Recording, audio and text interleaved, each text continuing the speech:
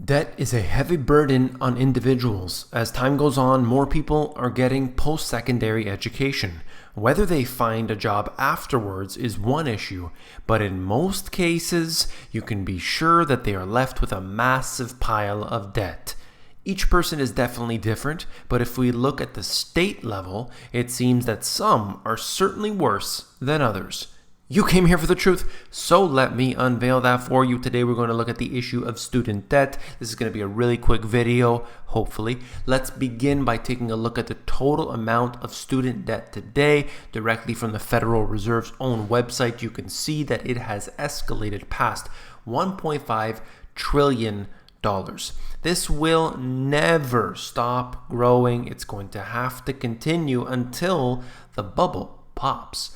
There's no way to get out of this debt directly. You can't necessarily claim bankruptcy on it. You can't default on this debt.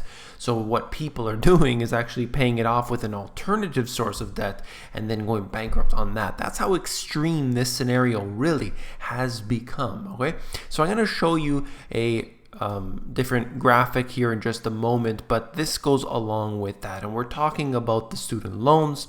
And this is a website called Go Banking Rates.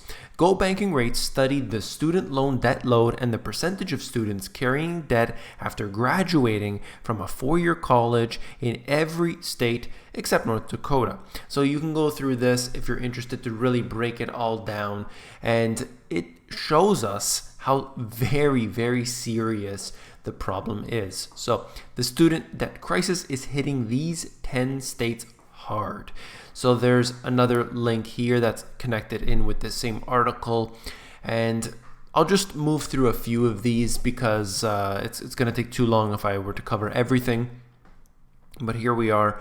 If you go through Rhode Island, number 10, average student loan debt, $31,000.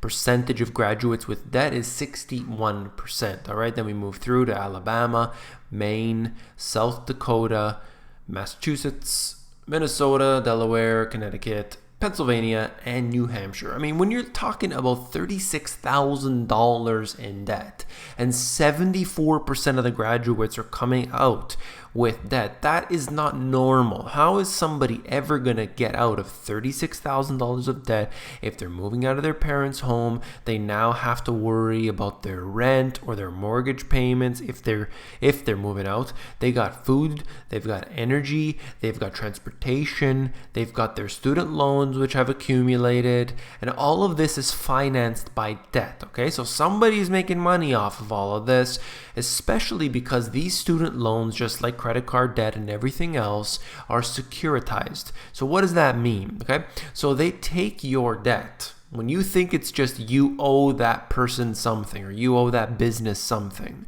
or the government something, they take it and they sell it off to institutions as an investment.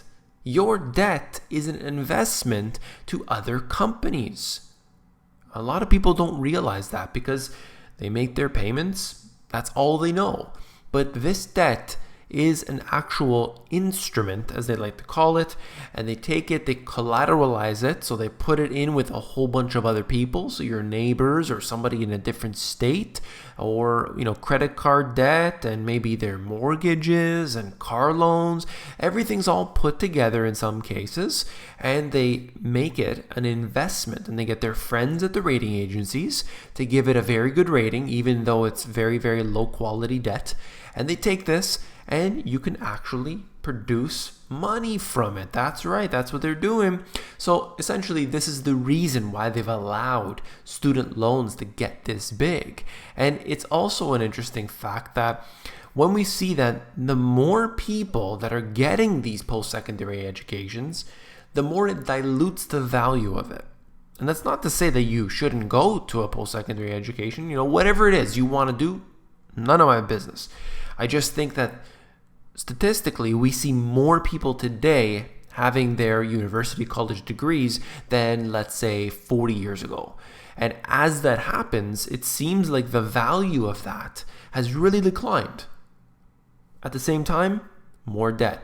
More people are going in, there's more demand, and so they charge more. And it's more and more and more of everything except what people get on the other side. that really has been devalued, that's for sure. All right, now here's the map, just showing you around, and you could see for yourself. This is a good way to look at it. States where the student loan debt is highest and lowest. That's for you to take a look at. I'm going to end the video there. I hope you found it informative. If you did, please give me a thumbs up. I'm trying to make short videos as well as long videos when I can. So this was all I wanted to get to. That's all. If you want the financial education that was not taught to you in these schools, well, then these two books have it all. You could learn everything you need to know from A to Z, from the top to bottom, in these two books. They fit into each other like puzzle pieces, getting into familiar topics, but also covering some very different information. You could check them out at the link in the description. If you're more interested in the audiobook version, you can get that at themoneygps.com.